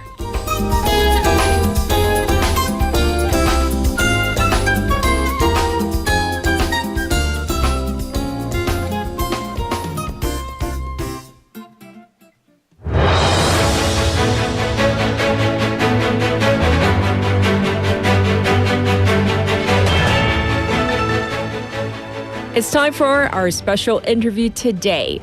We know by now, right? Walking is good for our health, but experts say how we walk is even more important. Recent studies show that brisk walking, even just 15 minutes a day, can make a huge difference. It's been linked to a lower risk of death, better heart health, and improved physical function, especially as we all age. But what exactly counts as brisk? And how can we tell if we're walking at the right pace? Let's find out more about the benefits and so much more. Joining us is Dr. Gina Lovasi, the Dana and David Dornsife Dean and Professor of Epidemiology at Drexel University's Dornsife School of Public Health. Hi, thanks for joining us today. Thanks for having me. Yes, so first of all, when we say brisk walking, obviously we know what walking is, but how do we know if we're doing brisk walking, if we're walking at a good pace? So most organizations, like the American Heart Association, will define a brisk pace based on how many kilometers you go in an hour. So doing 4 kilometers in an hour, so that means in 15 minutes you're walking 1 kilometer, would be at the slower end of a brisk pace. You might be able to do that 1 kilometer in just 11 minutes. That would be a more typical brisk pace. But if you're just checking in with yourself and you're not sure of the distance you're covering, you can look at how your ability to maintain a conversation is going. If you're starting to become conscious of your breath as you're maintaining a conversation, you may be going fast enough to challenge your systems and get to that brisk pace. I see. Oh, that's actually a good measure. Recent studies show that even 15 minutes of brisk walking a day can significantly reduce mortality risk. So why is this faster pace more effective than slow walking? Is it about the heart pumping? So there's a couple of things that are important to keep in mind here. Okay. So first of all, one of the ways that physical activity can benefit us is because it sets us up to have the fitness to do more physical activity, right? And we're going to gain better strength, better balance, that we're going to avoid falls that can get in the way of doing the activities we need through our life. But the other thing that I thought was important to pay attention to with this study is that some prior work has looked at how fast we walk can itself be a measure of vitality.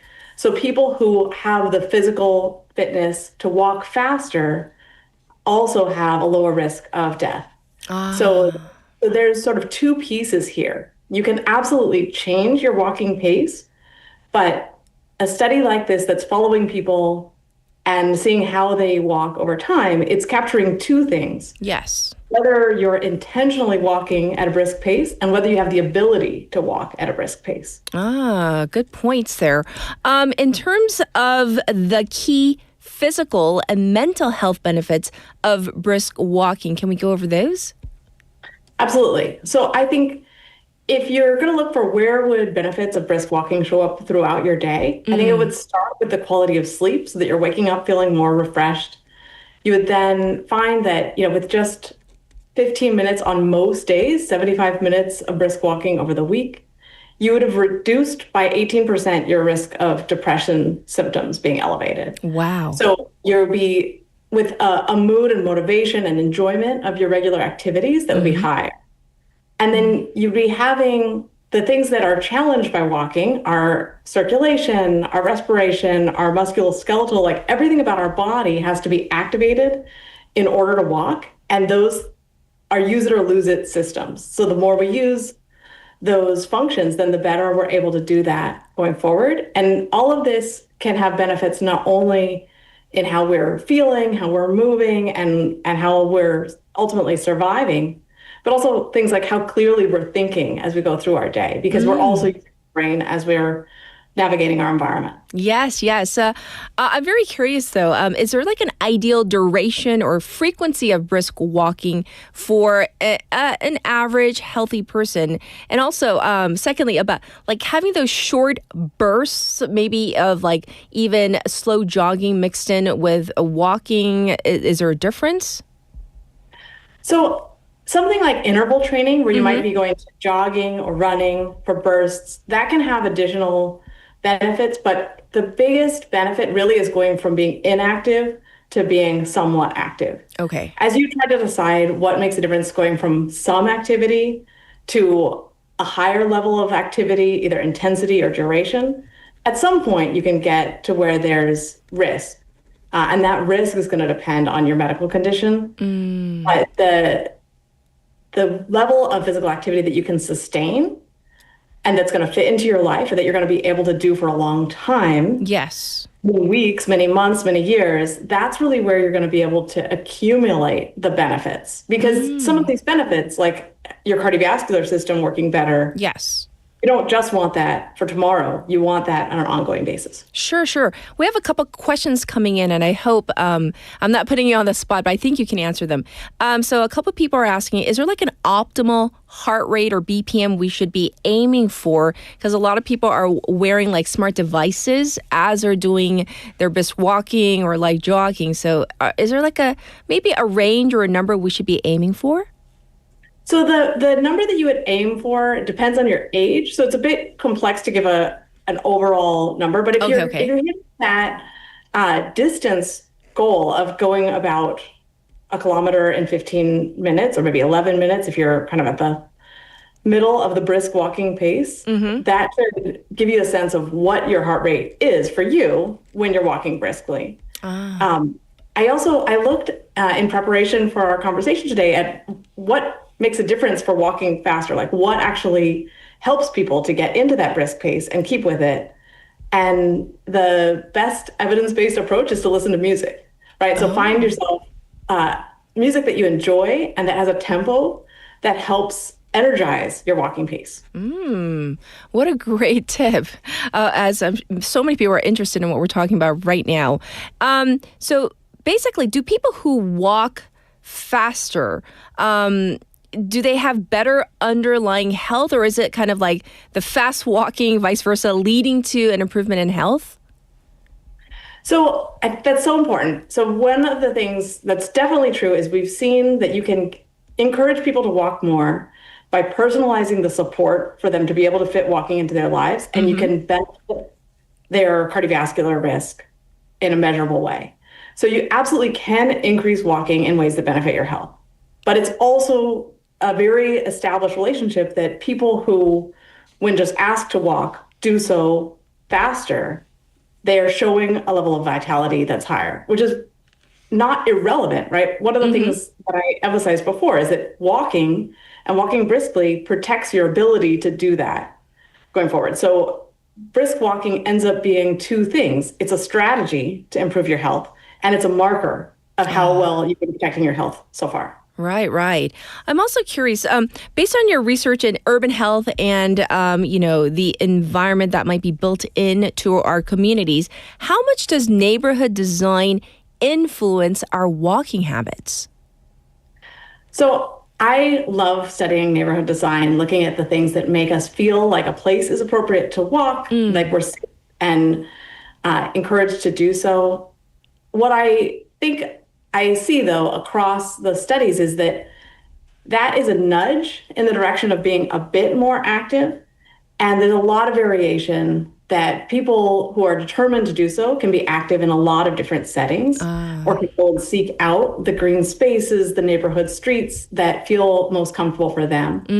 So I think, especially when we're looking at a study like the one that you brought to my attention that shows how the pace of walking makes a big difference. Streets that you can walk on slowly, you can walk on them more quickly as well. You can control sort of how you use your surrounding environment.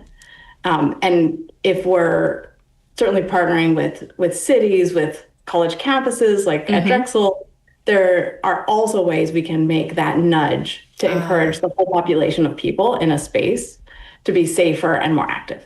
Yes, yes. And finally, from a public health perspective, what message would you like to share with people who might say, hey, I want to improve my health, but, to be honest, I just don't have that much time or maybe the resources.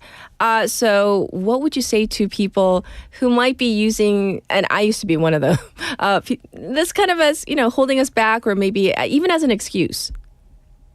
So for myself, and I think for many people, noticing when we're judging ourselves is really important. If we could just observe ourselves and see what makes a difference in whether we get out walking, it is a very accessible kind of activity. Yes. I know for some, having an accountability partner, somebody that you meet to go walk with, can make the difference in getting outside versus not. And as I said, the biggest benefit really is to being active versus inactive. So whatever you can find that fits that activity into your life in a way that you're looking forward to rather than looking for excuses, then that's going to be the way to keep it going long enough to have benefits. Well, definitely, hopefully this will be a motivator for all of us. So thank you so much for joining us today. We do appreciate your expertise and your opinions. Thank you. It's my pleasure. This was Dr. Gina Lovasi. We talked about the power of even, at minimal, a 15-minute brisk walk. On a personal note, I've started it up again, and I have my accountability partners, aka sister, whom I force. We meet, we walk. Yesterday, I think we got in a good 45-50 minutes, and we even did a little bit of light jogging. So I feel so good this morning, hence the energy. Anyhow, let's all try to be healthier. Let's get to our song. This is 나랑 같이 걸을래 by 적재. 가을 밤이 찾아와 그대를 비추고 또 나를 감싸네 눈을 감을 때마다 향기로운 내 맘이 내게 전해지네 너는 무슨 생각해 나란히 누워서 저 별을 바라볼 때면 나와 같은 마음인진 몰라도 너와 함께 있는 시간이 난 소중해 나랑 같이 걸을래 혹시 내일은 뭐해 네가 부담되지 않는 날에 산책이라도 할래 그냥 날이 좋길래 너와 걷고 싶어져서 내일 많이 바쁘지 않으면 나랑 같이 걸을래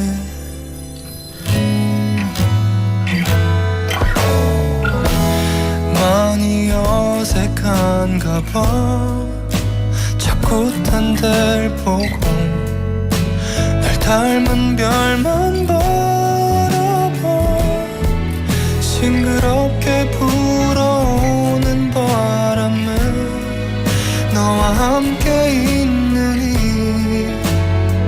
순간이 난 소중해 나랑 같이 걸을래 혹시 내일은 뭐해 네가 부담되지 않는 날에 산책이라도 할래 그냥 날이 좋길래 너와 걷고 싶어져서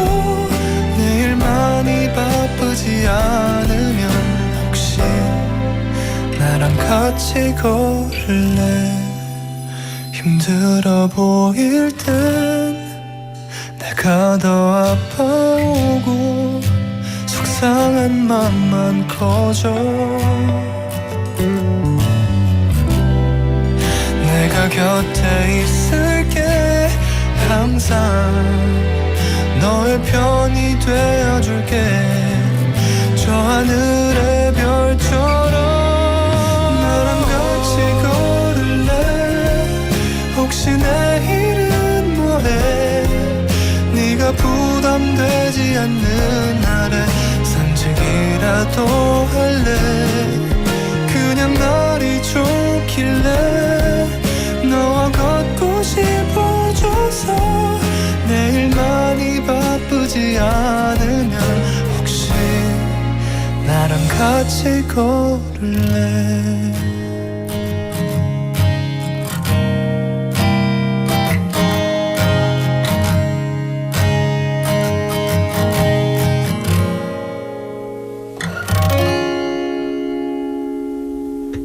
Welcome back, everybody. What a great song on this Thursday morning. So today we've been talking about, as our text topic, excuse me, something that distinguishes your generation. So Leslie says, Gen X, even though we get email confirmations for everything, whether it be for reservations, tickets, etc., we will still print out physical copies as backups. I'm coughing up a lung and laughing at the same time. Leslie, so true. If it's something important, I know it's there. I don't know why, but I get nervous too, and I print it out. I'm sure we're not the only two people who do that. And so just in case, or 요즘에는 screenshot at least, right? Some sort of proof, photographic proof or printed out, like just in case. I don't know. That just in case, I guess it just never goes away for our generation. So that is definitely, we're in the same camp. We have 박혜연이. I know who that is. That's Hayon, who says she's going to be on air with us real soon. But I want to read this. I think chosen family may have been one of the buzzwords of millennials, her generation. And the Waivers live chat room is surely giving me chosen family vibes. So chosen family meaning we're not blood related. But if you look at our chat room, it's like all this like 누나, 언니, my favorite 동생, this. It's like pretty amazing. So thank you for adding to those family vibes in our chat room. And now we're going to get to Haeyeon.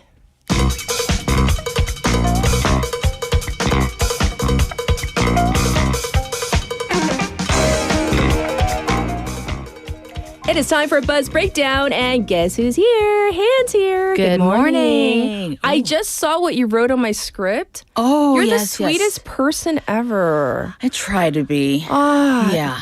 Can I read it, even though it's kind of a little embarrassing? Sure, go this ahead. Little poem, this acrostic poem. So she wrote K-A-T, cat. She wrote Katherine. 이거 읽는데 조금 부끄럽지만 it's because of Haeyeon wrote it. Okay. Yes. Katherine, the goat.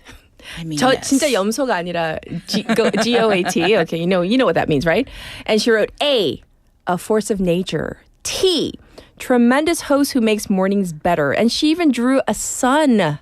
How sweet is this? I love how you're impressed by my very minuscule bad drawing. No. Thank you. It's like the thought that you put. Yeah. Oh, thank you. No, I mean when I think about all the years that you've been showing up to this desk, hosting knock on the wood, show, never late. I haven't missed a live broadcast. I think it's incredible, and I think mornings can be hard for a lot of us. Yes, but yeah, I love that you bring us all together. Thank you. So now it's Haeyeon time, as Benny says. There we go. So, hey, by the way, yes. Text topic. Anything else that you want to add about the whole your generation? Yeah, I feel like. Do you print stuff out? I saw you laughing. I saw it because it made me think of some producers at our station who always do print it out when it's like, I don't think that's necessary. But we won't say which producers. They are Gen Xers. Yeah. Yeah. 우리 PD 예지 PD님 아니에요. No, Gen Z. Yes. self-care was very self-care. talked about a lot, which is good because I feel like it's important to take care of ourselves. Yes. But not all, but some millennials kind of took it a little far. And maybe sometimes used it as an excuse to be a little neglectful. I don't know. But I do love that compared to, Gen Xers and our parents' generation. We are taking care of ourselves. Oh, it's a good thing, definitely. Yeah. Yes. All right, now it's time for Buzz Breakdown. All right, let's buzz about this thing.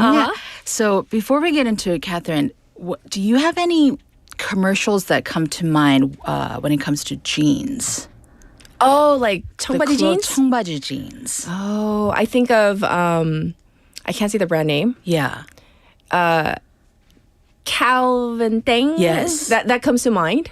And then back in the day, I know this is going to date me, but it's okay. Jordan jeans. I think they were popular in Korea too. Yeah. Right? So I do remember some because they're very 강렬해요. Oh, 그쵸. Iconic, some of them. Yeah. Right. So, and when you think about 청바지 jeans, they've had quite a social influence throughout the years. Yes. So going back to the 50s, 60s, jeans kind of became a symbol for counterculture and rebellion. And in the 90s, with the rise of hip-hop culture, that influenced the style of jeans. Oh, yeah. And since 2010s, I feel like jean commercials have become a important part of talking about inclusivity. Oh, yeah. And body positivity. Right, because it was always just one skinny or very slim model. There was a type, right? Yeah. But now you see people of all sizes, colors, genders, and I love it. Yes. So this week, we're going to talk about this jeans ad campaign of a clothing retailer named, we can say the name for this, it's right? a news. I saw the news on this too. So Yes. American Eagle's ad campaign that's been causing quite a controversy. Oh, yeah. Yes. And it's all over jeans, but not really about the actual quality or the style of the jeans. Right. Yeah. So you got to explain, first of all, who is featured in this ad campaign? Yes, so this denim campaign features the actress Sydney Sweeney. You Very popular right now. Yeah, know her from shows like Euphoria. And the tagline of the ad was, Sydney Sweeney has great jeans. Jeans with the J-A-N-S, right? Yes. But it turns out that it touched quite a nerve in unexpected ways, or maybe expected ways. Yes. So obviously, it plays on the words jeans with J versus jeans G. Yes, G meaning genetics, genetic, right? Yeah. So in one of their videos, the actress says, genes are passed down from parents to offspring, often determining traits like hair color, personality, even eye color. So very much hinting at genes as in genetic genes. And then it ends up saying, my genes are blue. But then the visual really quite lingers on a close-up of her blonde hair and blue eyes. Right. So this wordplay feels quite pointed, And critics are saying that the campaign is, promoting or perhaps teasing at eugenics. Okay, so this is our first term for today? Yes. Okay. In Korean, we call it 우생학. And it's really a discredit theory that it's this idea that we can improve humanity by controlling who has children. So favoring traits like intelligence, race, or looks. Yes. And obviously, it has led to very harmful policies historically. And worst of all, the Nazi Germany used eugenics to justify the Holocaust. That's right. So obviously, nowadays, it's rejected as unethical and dangerous because it promotes the belief that some people's genes are better than others, which is not true. And eugenics not only leans into racialized ideas of superiority, but also, it plays into ableism or cis heteronormativity. So, it has caused quite a political discussion even. Yeah, but I read some of the comments because I was curious as to what people thought. Yeah. So many people were really bothered by this ad. Yes. And others were defending it, saying what's wrong with it? Exactly. It's a good ad. Exactly, right. Because, so this side of the argument that says that, this is problematic, it's also meeting this kind of political moment in the U.S. where the current president, suggests that undocumented immigrants who commit crime have bad genes. So yes, there is reason to be upset over it. Yes. And these folks who are claiming that it is a problem, they're saying that it could be a dog whistle to white nationalist ideas. Yes. Which brings us to our next buzzword, dog whistle. Dog whistle. So literally, it's a whistle. Yeah. So that you blow. just like a real dog whistle, which is it makes a sound that only dogs can hear. Yes. So it means a message that sounds innocent and harmless to most people. But it sends a secret message to a specific group. So it could be coded language meant to speak to certain beliefs. And but so that's one argument. Right. But then on the other side, other people are saying, this is just a jeans ad. And, it might very much be a tone-deaf commercial, but this outrage over it may be an overreaction. Okay, that's what some people think. And of course, people are entitled to their own opinions. But exactly. Let's talk about the people, any major players who are actually defending this ad. What are they saying? Yes, so some conservative commentators and even politicians like Senator Ted Cruz and President Trump himself has praised the campaign. And even the spokesperson for the White House chimed in saying that, this outrage over this ad is evidence that cancel culture has run amok. So yeah, it is kind of bleeding into this right and left political discussion. So I wonder, though, that's saying any PR is good PR. Is it really, do you think? I personally think there's truth to that because there's so much content and so much, you have to break through the noise, right? So, because there is an argument that even if this was just a silly wordplay, there's a tone deafness to it. Oh, of course. So let's get into that term. Yes. So tone deaf, it's when someone or something is called, it means that they're out of touch with the moment or the mood or the audience. So in marketing especially, when the message totally misses how people are feeling, right? So there have been examples of some tone-deaf commercials in the past. There was one in 2017 of Kendall Jenner, with that certain soda brand. Yes. So yeah, that was kind of deemed tone-deaf. And also, this commercial has brought up the 1980s ad with Brooke Shields. Oh yeah. Because there's a sector of people who are saying that, they're criticizing the hypersexualized nature of this ad. How old was she when she was in that ad? She Brooke was really Shields young. was 15. Right. Yeah. Way underage. She was a minor. So this is different because Sydney Sweeney is 27 years old. Yes. But it did very much have that the very sexual tones to the commercial. Yes. And now, so how has American Eagle responded to this? Their response has been rather minimal. And it's interesting because they haven't really, engaged with the critics head on. Yes. So no apology or anything like that. But some of the clips, they have disappeared from their social feeds, the more controversial ones. Oh, okay. Because I saw at first I saw the print ad, meaning it wasn't a clip, it was just the print ad. Right. And then I didn't really think too much of it, because it had the J. Right? Yeah. It was just, they were just saying, about exactly their genes are good, whatever. I was just like, okay. I mean, she's a marketable, actress. I get it. Yeah. And then I saw the clip where they're talking about the very hinting at the genetic part. That part. I was just like, that's just like a whole different angle. But but American Eagle did release a statement last week and said that Great Genes, J Genes, was always about the genes, the blue genes, and that great genes look good on everyone. Emphasis on everyone. Yeah. But, the thing is, as I mentioned before, the marketplace is overflowing with noise. And as you said, controversy really does generate buzz. Yes. So we're talking about it today, aren't we? Yeah. And right, exactly. I haven't even thought about jeans. I don't really wear jeans, so I haven't thought of it forever. But so, and in this case, American Eagle stock actually rose by as much as 10 to 16% in the days following this viral reaction. Oh, so if from their standpoint it worked. I would say so. Yes, from their standpoint. It's being talked about. And however, experts in advertisement are mentioning that, is this going to impact a shift in the advertisement world? Because there has been an emphasis on more diverse, inclusive tones, especially with fashion brands. But is this going to cause the shift away from it and going more into like edgier but less politically cautious messaging? Right. I mean, back in the day where thin was in.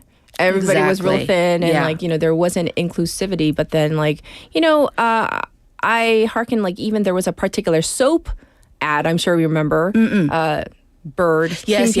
Right. That ad in the States where they started, advertising like real women's and people's bodies and stuff like that. Diverse, yes. So waivers, what do you think about this? Was it just a tone-deaf idea with the silly pun? Or was it, harmful messaging, kind of hinting at eugenics? Or overall, was it just a smart campaign because it has caught our attention? I don't know. What do you guys think? So let us know. In the meantime, let's go back to our buzzwords just to review. Is that okay? Let's do that. Okay. So the first buzzword was eugenics. Okay, right? Which means basically this false idea that we can improve our humanity by controlling who gets to have children. Yes. And the next buzzword was dog whistle. That's right. So a message that sounds harmless to most people, but it sends a secret signal to a specific group. Sure. And the next word was tone deaf. So when a message is just a little out of touch with the moment. Yes. Yeah. And those were our three buzzwords. And I know, when it comes to advertisements, I feel like it's never just about selling the product, right?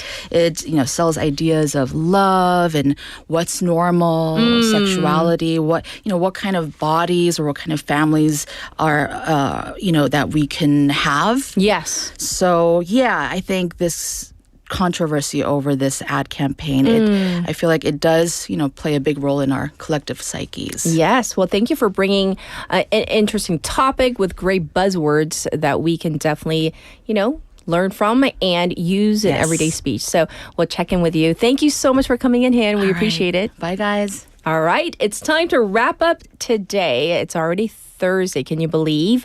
So thank you for tuning in, for chiming in for our final song today. We're going to go with 좋을 텐데 by 성시경. Have a good one. Bye, everybody. 너의 손 꼭 잡고 그냥 이 길을 걸었으면 내겐 너뿐인 걸 네가 알았으면